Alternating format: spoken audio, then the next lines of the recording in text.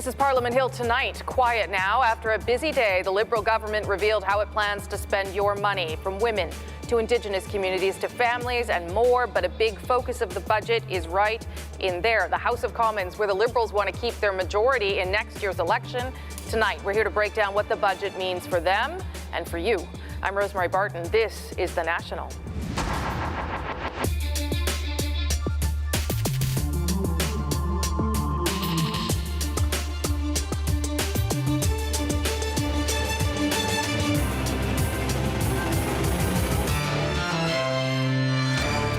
Tonight, we've got you covered on the budget. Will changes to parental leave level the playing field for women, and how do they stack up against other countries? The Liberals are talking about pharmacare again, but will Canada ever see universal drug coverage?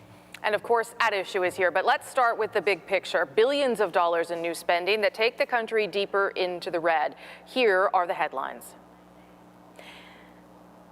Gender equality, no surprise with this self-proclaimed feminist government. New measures aimed at more women in the workforce and closing that gender gap, including more than $1 billion towards parental leave, community women's organizations, and promoting pay equity. They're also trying to close the gap between Indigenous and non-Indigenous communities. So money has been set aside to tackle long-standing problems: access to health care, child welfare, housing, and clean drinking water. And there's a big investment in science, research, and innovation. The government investing billions with the hope it will further stimulate the economy. But this budget isn't just about fulfilling promises made in the last election, it's also about winning the next one. David Cochrane now on how the government is spending and why.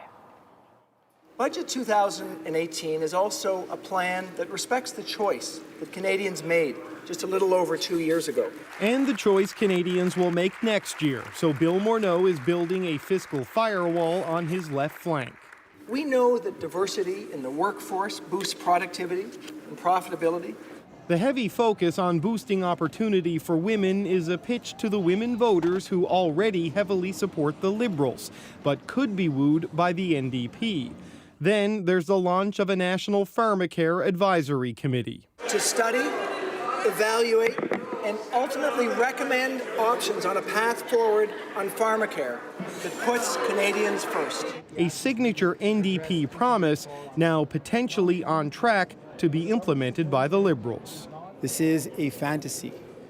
We don't see even a single dollar of investment in a plan to implement pharmacare. It all stacks on top of billions of already announced infrastructure spending and billions more for innovation or scientific research at universities. The bulk of it poured into urban centres which skew Liberal or switch with the NDP. It all seems laser focused on consolidating the Trudeau coalition that delivered that 2015 majority. But here's the sad reality after 3 years of Justin Trudeau. Never has a politician boasted so loudly and spent so much to achieve so little. This budget adds nearly $100 billion to the debt. The deficit reduces over time, but there's no plan to balance the books, just to keep spending right to the end of a potential second term in office. Unemployment rates are near the lowest that we've seen them in 40 years. Mr. Speaker, our plan is working because Canadians are working. That's the political calculation here, that Canadians are more worried about their jobs and their bank accounts than what's in the government's. Okay, so that's sort of the domestic politics. Yeah. One of the things that didn't get mentioned at all, I don't think you found his name, Donald Trump, and nothing around that. No, he's everywhere except in this budget, right? Because the government going into this was under a lot of pressure to match the deep tax cuts that Donald Trump got passed right before Christmas. That argument coming from business leaders, from Perrin Beatty to John Manley, that this made Canada less competitive, and with the NAFTA uncertainty, there's all this extra incentive for businesses to put their money on the U.S. side of the border. So there was pressure here for Morneau to respond. He didn't. He says Canada is still studying in the U.S. tax cuts, which aren't fully done yet. The regulations are still being written, and he says they don't want to make an impulsive decision. And let's face it, it's not uncommon for business leaders, Rosie, to go looking for tax cuts. So expect some criticism on this action, especially from the Conservatives. But it's a fight that the Liberals tell me tonight they're prepared to have. If the Conservatives push them too hard on not matching the U.S. tax cuts, they'll say, well, that means bigger deficits. You already don't like the deficits we have. Sure. Or it means cutting programs, taking money away from Indigenous Canadians, single parents or parents. Now, that may be a bit simplistic, but that's how politics is sometimes. Okay.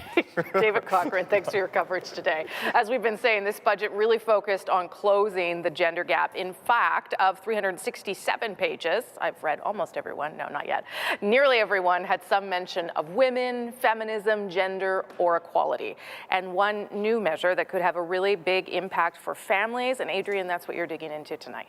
You bet, Rosie. That's the changes to parental leave that the government argues could get more women back into the workforce. Let's look at what's changing. So currently, parents can split 35 weeks of EI benefits at 55% of their paycheck. They can also spread it out and accept lower pay over a longer period. But really, any way you slice it, usually it's just mom taking that leave. Now there's a new use it or lose it extra 5 weeks for the parent who didn't give birth to share the work of caring for a new child. Was this an unusual move? Well, that depends what part of the globe you're looking at. Broadly, 95 countries have some sort of paid leave available for the non-birth parent, if you will. 29 countries currently have what they call a designated separate paternity leave, but the amount of money and the amount of time varies widely. There is one important example right here at home, Quebec. It started giving 5 weeks of leave for the second parent in 2005. Since then, new fathers in Quebec claiming paternal benefits soared from less than 30% to 80%. In the rest of Canada, it's more like 12%. Hello. Oh, not so far back. The data suggests, quite simply, the more parents share, the better it is for women. When fathers take paternity leave, a couple of things happen. One, women don't feel as isolated, that they're bearing the whole burden of providing care in that first year. Second, they tend to return to the paid labor force sooner. 1, 2, 3. Quebec dad Jean-François Bassette took the leave with each of his 4 kids. I got to spend time with my daughter. My wife got to change careers. She spent some time learning a new job, and it was just Dad Boot Camp 101. Hello. But Quebec took that idea and expanded it, combining the parental leave with a province-wide inexpensive daycare program. The new federal budget doesn't do that, and so right away today came the complaints that the leave isn't near enough. To actually move women to change their decision from staying out of the workforce to entering, you'd have to do something like the $1 billion plus daycare in Quebec. There you go. Maybe. And here's something to keep in mind. The budget doesn't actually add new money for this. The changes will come from the $7.5 billion childcare windfall announced last fall. The new leave plan is expected to cost about $1.2 billion over 5 years. And since timing is always everything, it's really important to know the new benefits don't kick in until June of 2019, just in time for the next election. So here's a little bit of an oddity. Fathers in Japan and South Korea have the best benefits in the world. It's in the neighborhood of 12 months of paid leave at roughly 60% of their salaries, and yet only 2 to 3% are taking it because they seem to think all their peers will look down on them if they do. So some changes don't take all that quickly. Now, let's have a look at one of the commitments in the budget that doesn't have any money attached, but affects a lot of people. Andrew? Yeah, you can say that again, Adrian. A national drug plan is being talked about yet again. An advisory group is going to look at ways to provide prescription drug coverage for all. But as Vicadopia tells us, this discussion is decades old, and this promise has been made before. Money's so tight, Shelley Wiggum D'Angelo never eats out. Despite having 2 jobs, she has no drug plan. After food and rent, there wasn't enough left to pay for heart medication. Then last summer, she had a heart attack. I was embarrassed. I didn't want to tell anybody that I couldn't afford them.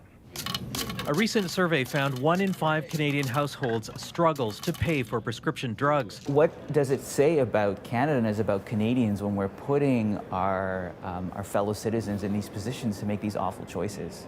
This family doctor is encouraged the federal government seems serious about pharmacare. We're announcing the actual advisory council, but a lot of work needs to be done. The council's job won't be to decide if the public system should pay for prescription drugs, but rather how.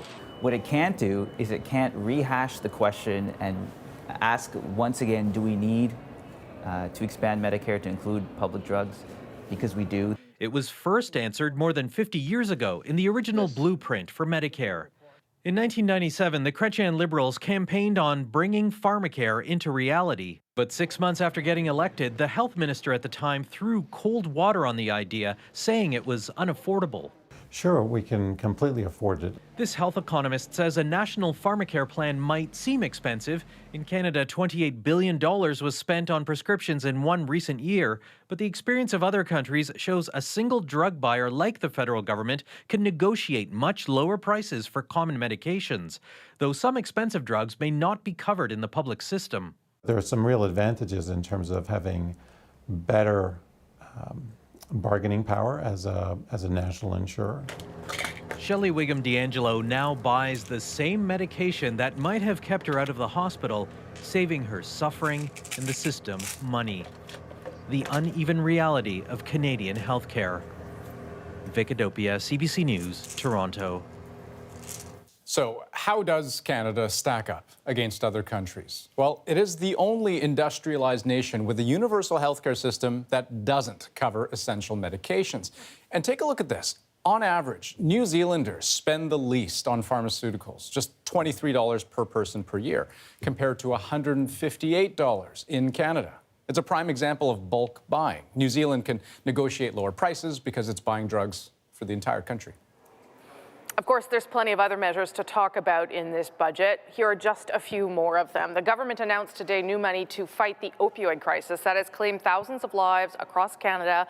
A $150 million emergency fund will be set up for provinces to launch treatment programs. Ottawa seems to be embracing the Me Too movement, setting aside $10 million to create a new unit within the RCMP to review sexual assault cases that were dropped by investigators as, quote, unfounded.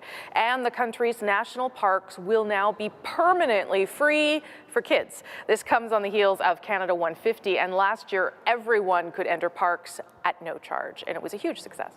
And joining me now, the man of the hour, the Finance Minister, Bill Morneau. Nice to see you, Minister. Happy to be here. Let's start with one of the things that's not in the budget. There was a play to parental leave that we've talked a lot about. What there was not was anything for childcare. And you yourself in the budget say that access to quality childcare is a big concern. 1 in 4 families have access to regulated childcare. You know that. You know that getting women into the workforce requires better childcare. Why didn't you commit to more there? I think this is important. You're absolutely right. But let's recognize that Canada is not a one-size-fits-all country. We put $7.5 billion over 11 years. And what you saw, you can see it in our budget, is provinces have chosen different approaches to approach childcare. There's different approaches everywhere. And what we're saying now is let's maintain an approach to dealing with gender issues through a multitude of approaches. But you recognize that if you wanted more women back to work, to stay in the workforce, it requires somewhere to put children. I do think that we have to recognize that's not the only barrier, that the responsibility for childcare does fall disproportionately on women. Mm-hmm. When I had my kids, there was no opportunity for me to have a use it or leave it parental leave. That would have been a potential thing that I would have thought about. Now we have that option, which I think creates a possibility for women to be able to re-enter the workforce more rapidly and for an more equal sharing of childcare responsibilities that will have a big long-term impact on workforce participation for women. Pharmacare, you've promised to implement something at some time. There's no money attached. The Liberals promised this in 1997. They found out how expensive it was. They walked away a year later. The PBO says that it'll cost $28 billion. Or $20 billion, sorry.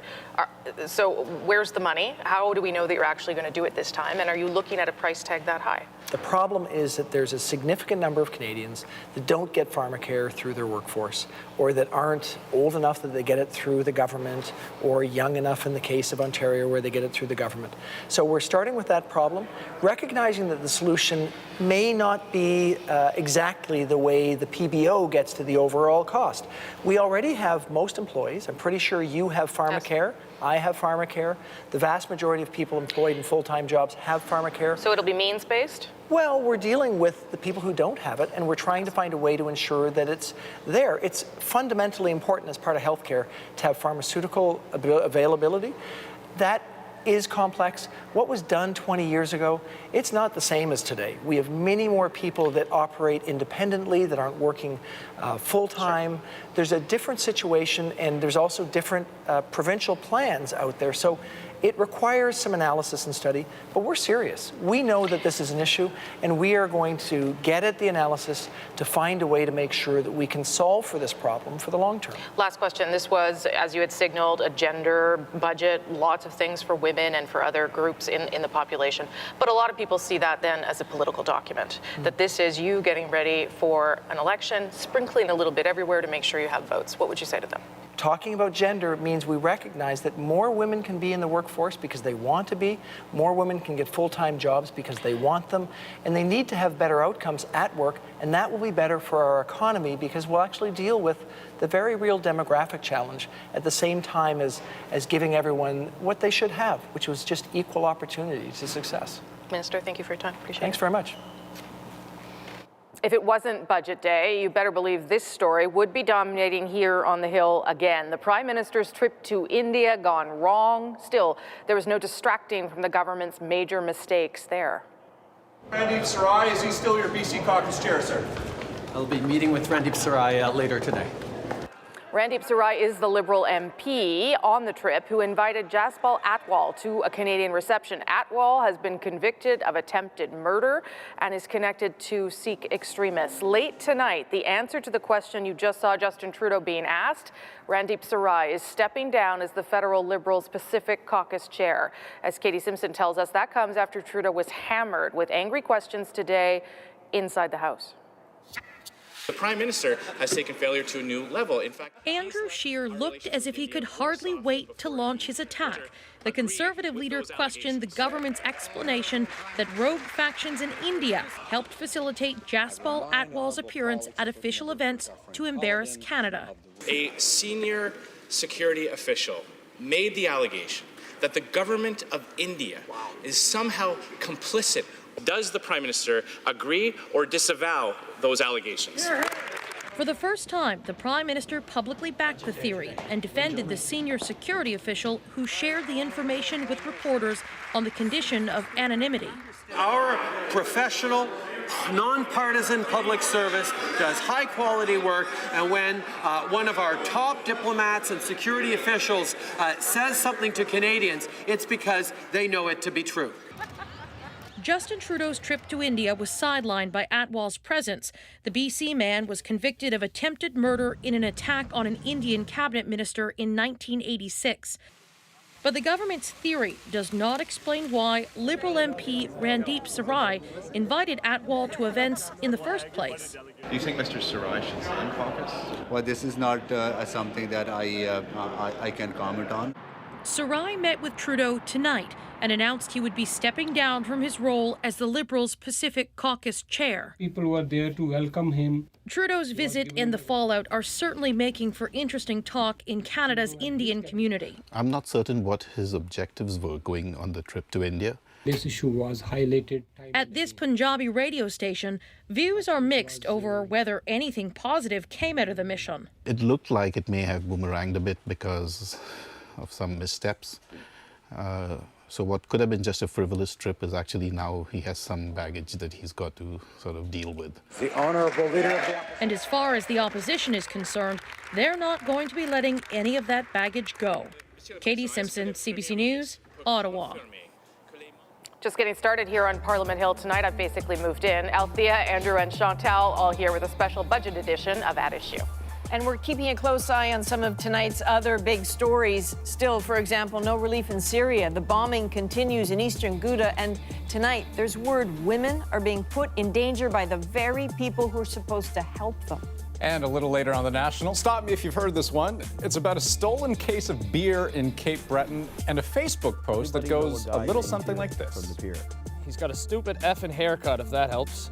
Him and another young fella stole a 2-4 out of the bed of my truck while I was taking a piss in Tim's. I was on my way out when I saw them jump into a green Pontiac Bonneville.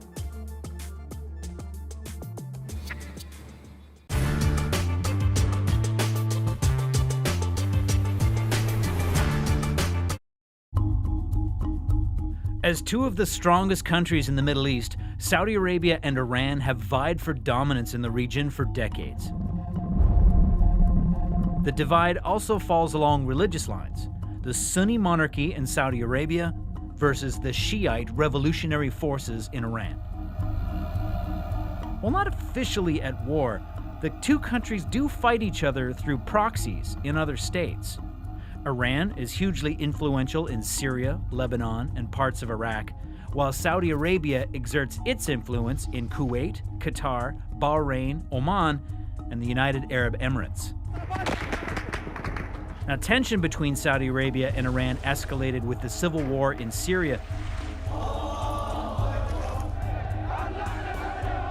But even more so when Yemen's civil war broke out in 2015. The Saudis have unleashed devastating airstrikes in Yemen against the Iran-backed Houthi rebels. But the well-equipped Houthis are entrenched in the ground war. They even fired a missile at Riyadh from inside Yemen. The Saudis shot it down, but were enraged, calling the attack an act of war by Iran itself. So as you can see, there are a lot of competing things playing out in the different countries. Lebanon, that's another case in point.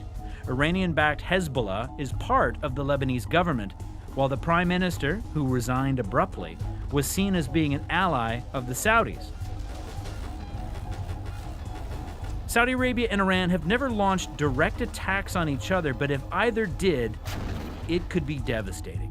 Open conflict between their powerful militaries would almost certainly engulf the entire region.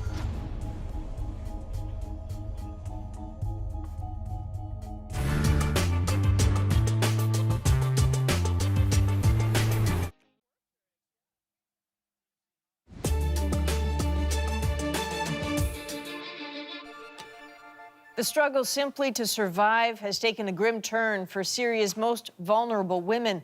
A new report says they are being exploited for sex, preyed upon by the very men they look to for humanitarian aid. Widows and young girls without family connections or male relatives are most at risk. According to aid workers, the abuse is an open secret, happening for years at a local level and being ignored. As Margaret Evans explains, stopping it will require a systemic overhaul. The hopes of a besieged people disappearing in the smoke above what's left of eastern Ghouta. No civilians out, no aid in. Despite a Russian-ordered pause in the bombing campaign against the rebel-held enclave. Over almost before it began, just like the UN Security Council's call over the weekend for a 30-day truce across the country. Now, reports of yet another affront to Syria's suffering civilians. They were withholding the aid that had been delivered and then using these women for sex. Aid workers say they raised the alarm 3 years ago after speaking with Syrian refugee women in Jordan, who said local men hired by international agencies to distribute aid in Syria were using it to force women into sex.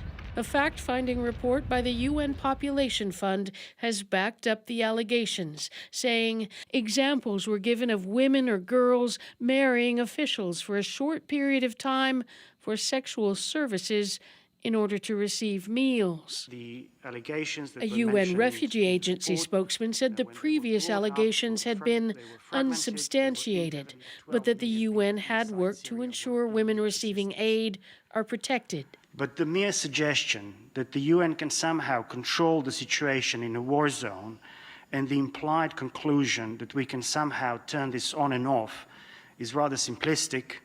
Critics say that's not good enough, especially in the wake of recent scandals involving aid workers accused of sexual assault. Then what you're essentially saying is that you can't guarantee that aid gets to the beneficiaries that you're targeting. Some aid agencies say they have worked to reduce risk of abuse by not handing aid over to local councils for distribution. For the people of Eastern Ghouta, though, there appears to be no relief in sight of any kind at all. Margaret Evans, CBC News, London. Now let's head on back to Parliament Hill, where I know Rosie's waiting. Sorry, Adrian, you know what happens when At Issue gets here? They aren't quiet, and they just keep talking.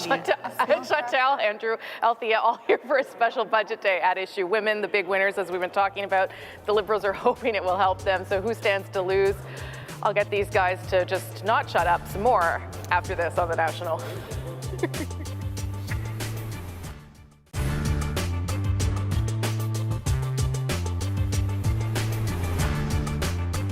Denial and the whining and the crying about the popular vote. Facebook has also been roundly criticized for becoming a home to fake news. But is YouTube, the video sharing website owned by Google, any better? We know that our government has no problem killing masses of civilians, okay? People looking for information in the moments immediately after a breaking news story are often getting a mix of fact and fabrication. Take, for example, the mass shooting earlier this month at a church in Sutherland Springs, Texas. Brother Jim reporting here from End Times Prophecy News.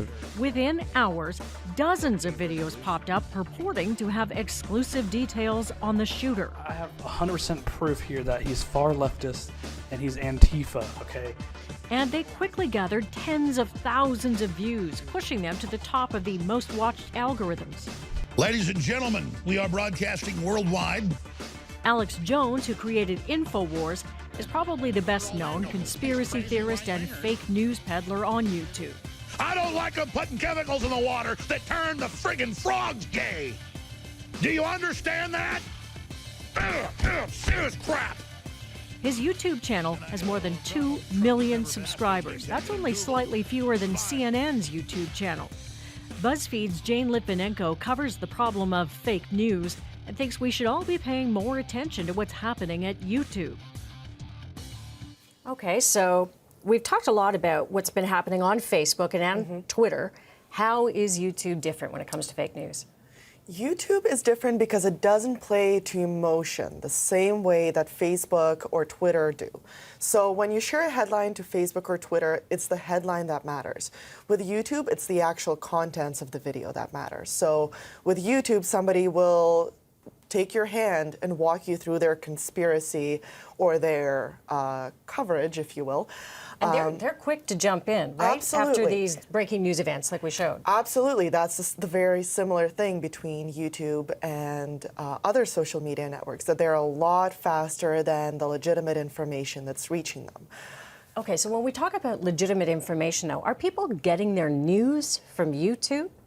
Some people are. I mean, YouTube is its own social network, just as some people exclusively get news from Facebook and exclusively get news from Twitter or any other website. YouTube is its own bubble, and there's no question that people are watching these videos and they're thinking that they have the whole picture. And if you did try to challenge some of the stuff that's out there, is it even possible to do that? It is so difficult with YouTube. So YouTube video is 10 minutes long, for example, or 15 minutes long. And in the span of those 15 minutes, we're getting so much information and so many either facts or fiction that to break it down and to challenge it, you would have to go point by point by point by point. But whereas on Facebook or Twitter, there's a way to sort of reply or flag false content, there isn't on YouTube. So there's no guarantee that somebody who's watched the video on YouTube will also see all the points that you're debunking elsewhere. But what about the comments section? Oh, the comment section. Sure, you could place it there, but there are thousands of comments on a lot of these videos, hundreds. It's so easy for the real information to get lost. So there's tons of pressure on Facebook, on Twitter as well, to kind of clean up its act and get rid of the fake news and all of the ways that it probably should have done something about 5 years ago. Is there any pressure on YouTube? So there is some pressure on Google, and most of that is coming from U.S. lawmakers.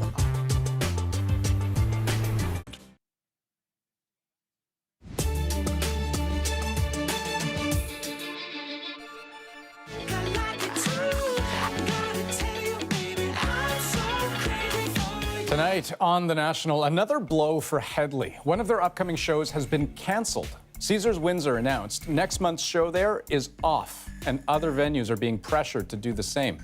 It comes just a couple days after a woman came forward to CBC accusing lead singer Jacob Hoggard of rape. Hoggard denies the allegation, saying it was consensual. As for tonight's Headley show in Kingston, it's still on. There are reports out of the U.S. tonight that President Trump's son-in-law, who's also his senior advisor, has been stripped of his top-level security clearance. Sources told U.S. media that the decision was made after Jared Kushner failed to complete his FBI background checks. It means he no longer has access to top-secret intelligence briefings, including the presidential daily briefing. Meanwhile, he's only barely into the first year of his presidency, but Donald Trump made clear today he's got the next election on his mind with a major campaign hire. Brad Parscale has been tapped to run Trump's re-election bid in 2020. Parscale was the digital media director of Trump's 2016 campaign and was seen as critical to Trump's victory.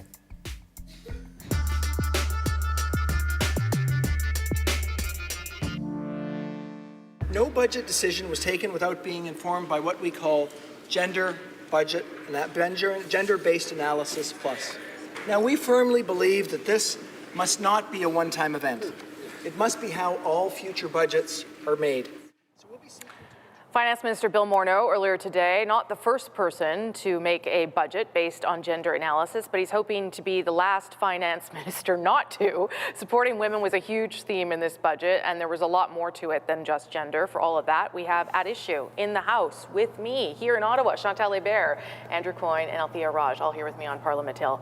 Okay, I had a little preview into what these guys would say earlier this afternoon. They're not jumping for joy over the budget. What the big takeaway, Chantal? Pre-election document, not much of a plan in there, hard to find the vision. Lots, you're right, of women's stuff. A colleague of mine in the French version counted 700 instances of women in the plural. That's a lot. But I think a lot of women will look at this and say, but where's the beef? Because for all of these references and a lot of these things are good initiatives, the beef would be a more affordable childcare program if you want to get women in the workforce. And it's not really there. And you signaled that even last week, saying that was the key to showing that you meant it, really. Well, for millennials who are now starting or having families, it's obviously the biggest budget item plus affordable housing. So combine the two, and all this language about analysis is bound to fly right past a lot of people. Is this not, though, Andrew, let's say we can look at it and pull a story thread out, and the story thread is growth through all different segments of the population.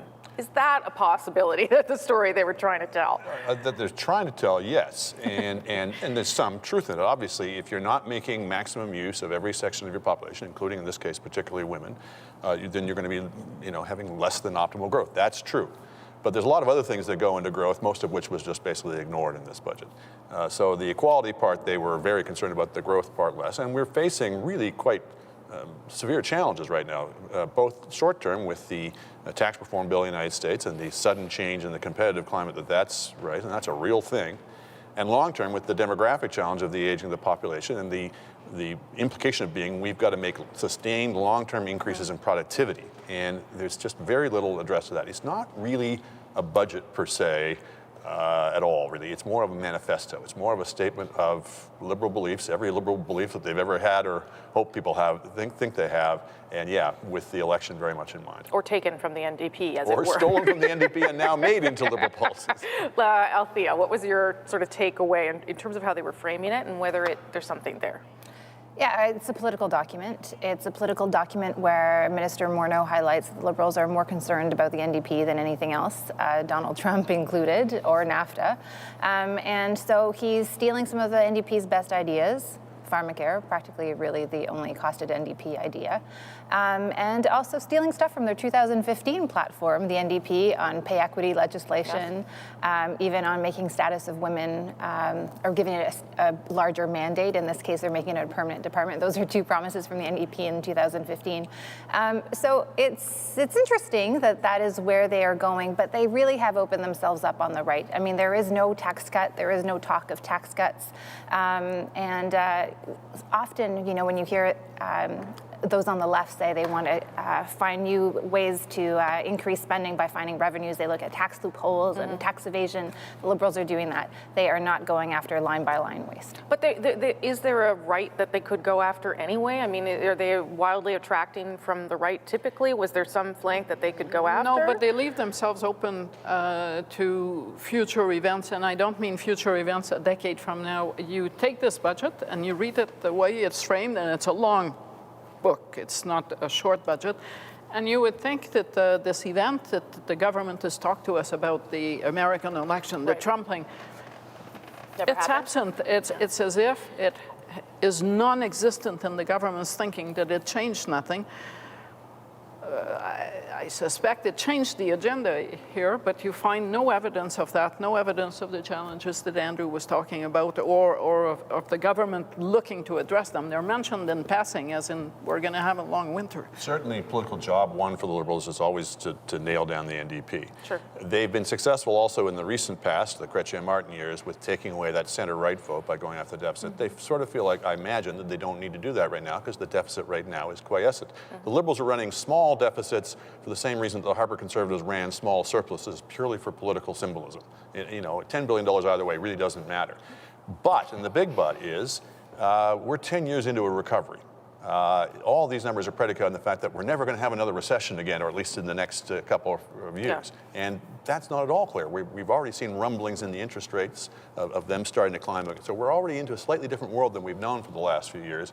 And again, there's not much sign of recognition of that here. So, and that gives us a jumping off point for the deficit, because that is no longer a dirty word, and it's certainly not something that they seem interested in tackling at any point.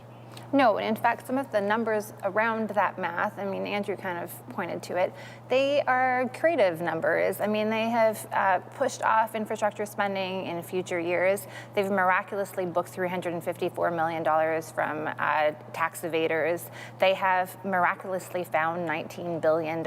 Interestingly enough, there is $21 billion of savings. The numbers seem to interestingly line up. They don't actually tell us what they're cutting. So it's creative math, maybe, I'm not sure. No, deficits are, people seemed okay with deficits, yes. But you have to wonder, you know, Paul Martin, that they trotted out during the 2015 campaign to say, don't worry, we're going to be like the old right-of-center Liberals. I mean, what would he think about this? Because they have given that up completely. You know, I may be old school. I came here in the 80s, and I have never heard the finance minister, so that would be Mulroney onward, that didn't care about balancing the books, at least pay lip service to caring, which isn't even the case. Yeah. I'm guessing the premise that guides a lot of this budget is the premise that the chickens that could come home to roost will do so after the next election in a year and a half, and not before that. And that seems dangerous to play that, though. And there's a certain amount of indirection involved. So on the one hand, they're running the deficits, we're rejecting austerity. I think they're maybe hoping their friends on the left don't notice that spending actually is supposed to level off now for the next several years. And here's a little fun fact for you. Average spending under the Harper years as a percentage of GDP, 13.7%. Average spending over the next 5 years under the we don't like austerity liberals, 13.8%. So there's your big difference in spending. So how do they use this then to sort of secure their narrative for the future? If this was about putting the squeeze on the NDP, not worrying about the Conservatives, I guess, how do they push that forward, that story? What are we going to see over the next? Have you seen how many groups have come forward to say how great this budget was? I mean, so they've done what they need to do. University, well, politically, they probably rightly feel that they have. Yes. Whether that's what you expect from a government rather than an opposition party campaigning for victory is a different story. It's classic liberal clientelism. They're sowing all these different groups across the country. They're creating new ones. Well, it's a coalition of the funded, of all these groups who will take the money and then amplify the liberal message. They're nonpartisan, they're independent, but they're kind of on the same page. And they're happy. And they're happy. Well, it's a budget that speaks to their ambition, right? They like to spend, they like to pick winners and losers. This is a budget where the heavy hand of government is involved. And there will be lots of people on the right who are very uncomfortable with that. But the government is saying, well, we're not your government, so that's fine with us. Only about a minute left. Does it save Bill Morneau? I mean, I don't know if he was out of trouble anyway, if we had moved past that, but does this secure that he gets to do a fourth budget and maybe after re-election, yet another one? I'm assuming he gets to do a fourth budget. Today is the day when I decided that he was never going to fit the mold of the fiscal anchor of the government and the cabinet. And that's okay. Voters will decide that. Yeah, he's perhaps saved his job by handing over the writing of the budget to the Status of Women Department. I mean, this is not a conventional finance minister's budget. No. So he himself is no longer particularly an asset to the government, but maybe they've decided he's not so much of a liability that they can leave him in place. 30 seconds. Yeah, I don't know that he is not the finance minister they wanted. I think he had a rocky start because he was a political neophyte and he felt personally attacked. And I think he sort of learned his lessons and how to deal with the media. And today you saw a much more polished version of Bill Morneau. I think he's sticking around. But in a storm, I'm not so sure. Everything's different. different. Justin Trudeau will take the questions. Oh, that's exciting. All right, we're just going to stay here and talk for another 20 minutes. Thank you all, appreciate it. Good news for all of you who love politics as much as we do. At Issue is also a podcast. You can get extra content and, of course, the main panel in podcast form every week. iTunes, any major podcast app, our website, cbcnews.ca/The National. And still to come on The National, the tall tale of Terry from the Pier, how a theft became an urban legend, and why there just might be a bigger lesson to be learned here. The story old as time. You put your beer in the truck, someone steals your beer. I mean, it's happened to all of us. Maybe some of us have even stolen some beer. I don't know, but it's a thing, everybody can relate to.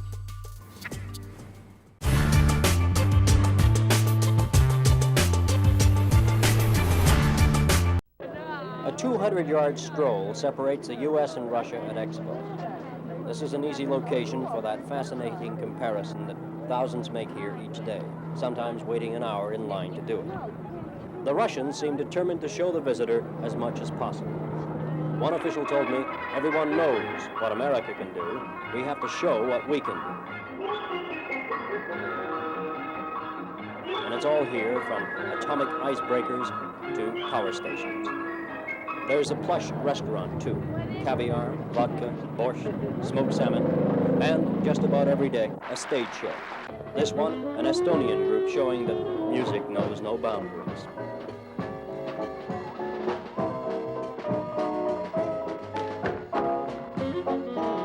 The most impressive part of the American approach is the pavilion building itself. Inside, secure in their industrial achievements and efficiency, the Americans seem to say, you know what we can do. This is just for fun. So there's cowboys, Indians, rag dolls, movie stars, Elvis Presley's guitar, Debbie Reynolds' bed, vinyl-skirted hostesses, and the longest escalator in the world.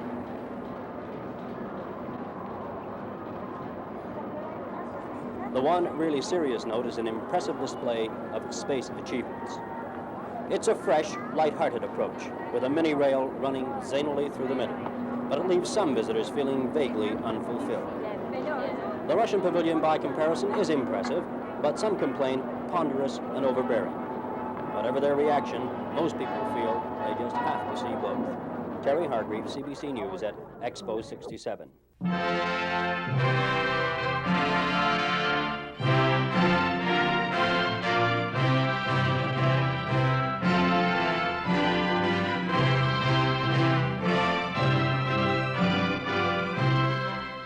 Welcome to Expo 67, to Man and His World.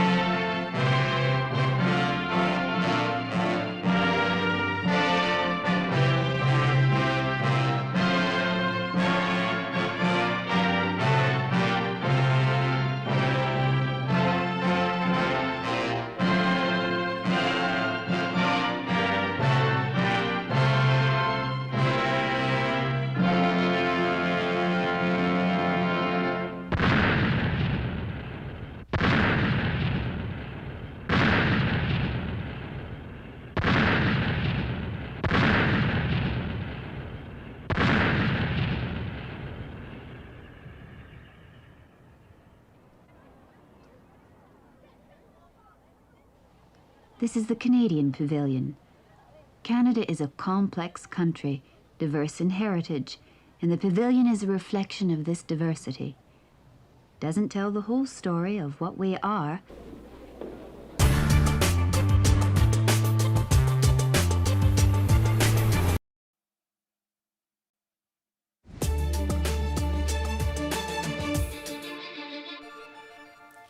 You know that old saying, never let the facts get in the way of a good story? Well, Cape Breton, Nova Scotia has a doozy about a case of stolen beer.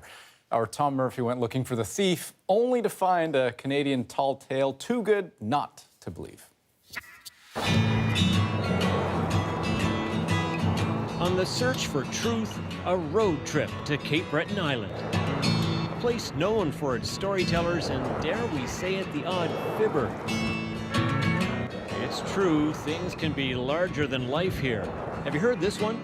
It comes from a recent Facebook posting by a Ronnie Talbot, apparently in a desperate tizzy. Does anybody know a guy named Thierry from the pier? He's got a stupid effing haircut, if that helps. Him and another young fella stole a 2-4 out of the bed of my truck while I was taking a piss in Tim's. I was on my way out when I saw them jump into a green Pontiac Bonneville. The lady at Tim's said all she knows is he's a young fella named Terry. He may tint car windows for cash. Someone may know him from that. A beer burglar, huh? A beverage bandit. I think that it's a shame what happened to Ronnie. That's a sin. Before long, the crime became the stuff of urban legend, the talk of the town. There were countless posts on social media. He stole his beer. How would you feel about someone stealing Cape Bretoners beer? A GoFundMe campaign to get Ronnie Talbot another 2-4 of Keith's. It raised close to $400. Sounds good, buddy. Good take. Yeah, we'll try that again, I guess. And Brian Cathcart and Redmond McDougall of the band Pretty Archie even wrote a song about the by now famous Cape Breton caper and Ronnie Talbot, who was so hard done by. It's a story old as time. You put your beer in the truck, someone steals your beer. I mean, it's happened to all of us. Maybe some of us have even stolen some beer. I don't know, but it's a thing, you know, everybody can relate to. Their impromptu music video soon took off. Gather round on me, boys, and let me tell you this. I pulled into a Timmy's, got out to take a piss. The Bonneville's closing door was all that I could hear. I saw the stupid haircut. Terry stole my beer. Terry stole my beer. Terry stole the beer. He jumped into the Pontiac, took off out of here. But get this, there is no evidence any of it is true. We went to the Tim's in the pier, that's Whitney Pier. Hey, did anybody see a guy named Ronnie Talbot come in here? No recollection from any of the staff of a Ronnie Talbot ever coming in. Anybody know Ronnie Talbot? Although they all heard the story. That's true. Turns out the original post was a fake. We tracked down the author who sheepishly told us just that, but he wouldn't go on camera. Fact is, none of it was true, not a word. But here's the thing. Even after the mainstream media published stories explaining the tale was not true, according to Cara Mulrooney at the local pub, some people still think Terry stole the beer. People want to believe it's true. They do. It's crazy, but it's true. They do want to believe it's true. Even though they know it's not true. There's a lot of people that think it happened. So what's up with that? From the scene of the crime, using social media, we reached out to Bryony Swire Thompson at Northeastern University in Boston. She studied this kind of thing and has a PhD in misinformation. It's a thing. We're finding incredibly regularly is that even if people update their beliefs initially, it's over time that they start to re-believe in the inaccurate information. This little beautiful... When Donald Trump linked vaccines and autism, Swire Thompson showed 2,000 participants in her study those statements. Now is autistic. What's going on with autism? Later, they agreed with evidence disputing such a claim. But Swire Thompson says testing those same people a week later... This little beautiful child went to have the vaccine, now is autistic. Showed that their belief in the misinformation had bounced back to nearly original levels. So it just means that even if people are accept the retraction initially, it's over the long period of time. And I think that's the really scary thing, is that over time you're going to forget that the correct information. And she says retracting familiar information actually makes it more familiar and more likely to be believed. Autism has become an epidemic. Yes, it's true about Trump, just like it's true about Terry. I have a question for you. Sure. Yeah, so did Ronnie ever find his beer? Okay, I know she's pulling my leg, but you get the idea. I said, who stole my 2-4? She said, he's from the pier. I think he tints windows. He did my buddy's truck. So help me, Jesus, Terry, if I find you by your... Once you get a story or a version of it in your head, even though it's been proven to be wrong, it sometimes never leaves you. Now Ronnie's on the coffee boy, 'cause Terry stole the beer. And so it is with this most Canadian of a tale, of a beer bandit at Tim's, and the hilarity that ensued. Terry, by do the right thing, give the beer back. Tom Murphy, CBC News, Whitney Pier, Nova Scotia. That's pretty good. At this point, though, you might be asking, what happened to all that GoFundMe money? Well, we were told the person behind the campaign has plans to donate it to the Whitney Pier Youth Club, but as of this afternoon, the club says it has not seen a dime. This goes on and on. Listen, lots more to come tonight, but first, a special look at a phenomenally popular art installation opening up here in Toronto. This is tonight's Lens.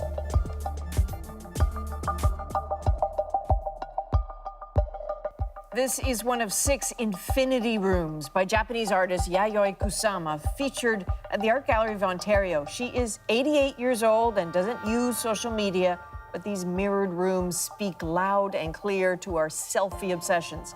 Patrons can only spend 20 seconds in each room. That's just part of the experience, but you can take a longer look at other works from her legendary career. Follow us on Instagram to see more.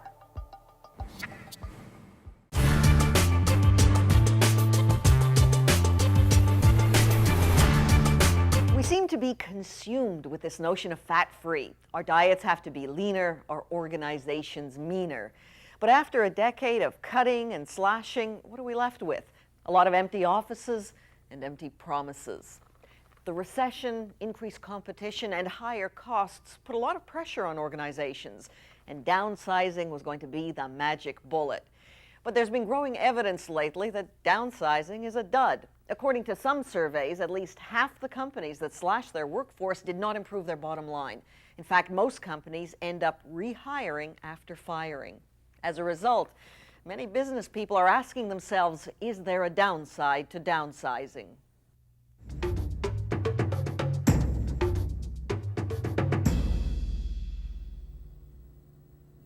In terms of downsizing in particular, less than half of the companies succeeded in meeting cost reduction targets. Only 32% improved profits. They're finding that a lot of organizations have focused so much on downsizing that they've lost the focus on things like customer service, employee satisfaction, the other stakeholder variables that are critical to success. Ron Capel preaches the perils of downsizing.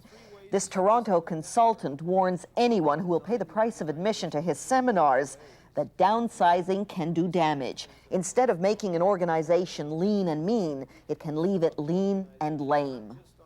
The easiest thing in the world is to take an organization chart and cross off boxes.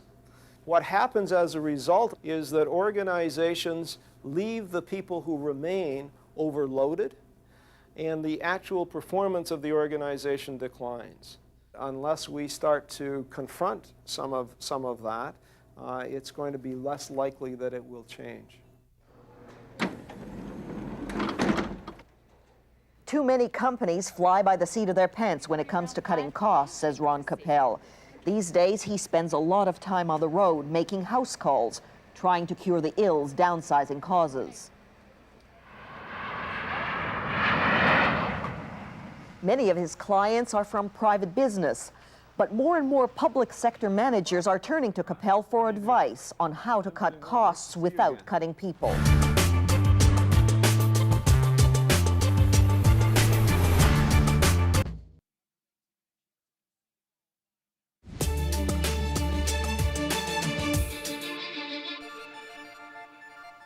Tonight on The National, a British Columbia family is speaking out about a devastating house fire that they say was sparked by a faulty iPhone, and they want compensation.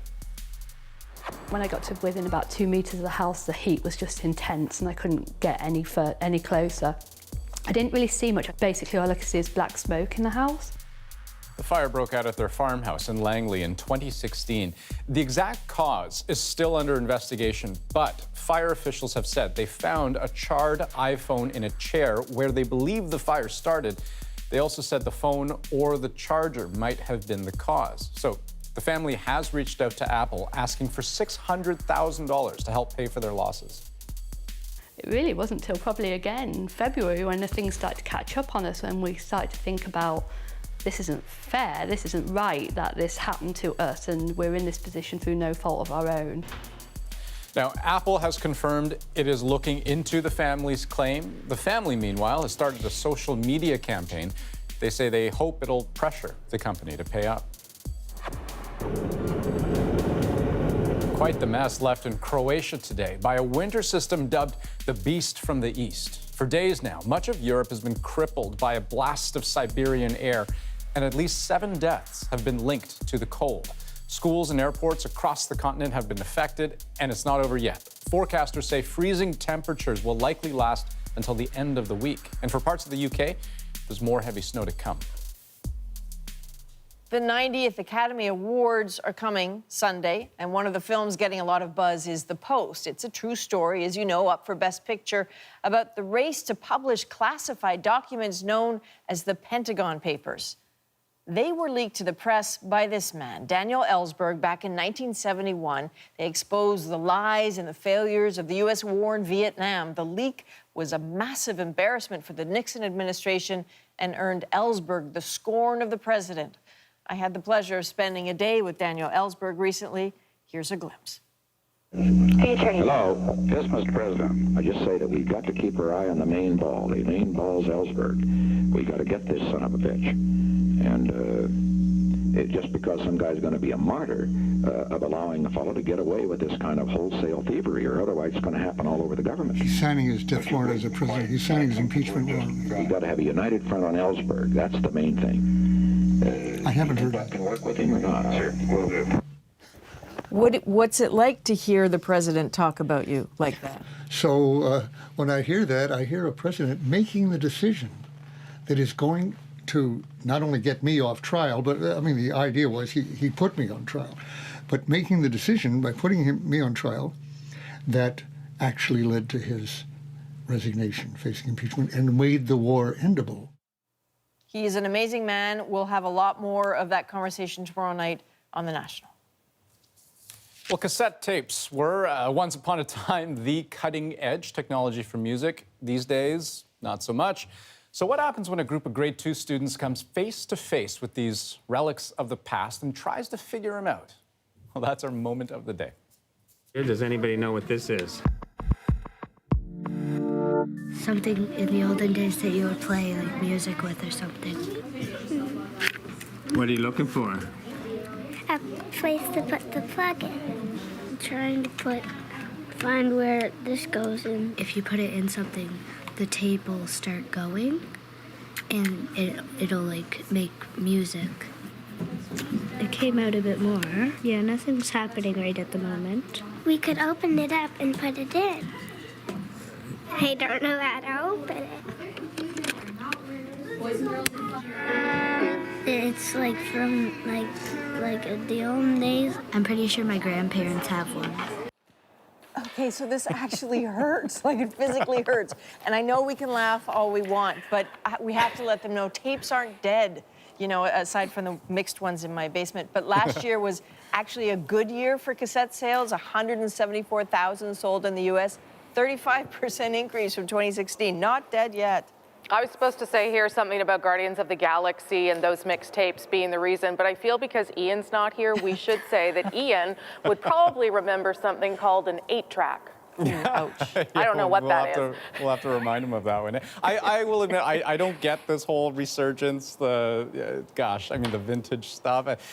The fortunate thing is I don't have to get it, though. Cassette tapes still represent 0.1% of all album sales last year, 0.1%, so not making a comeback. Don't be like that. Listen, that is the National for February 27th. Good night. Good night. Good night.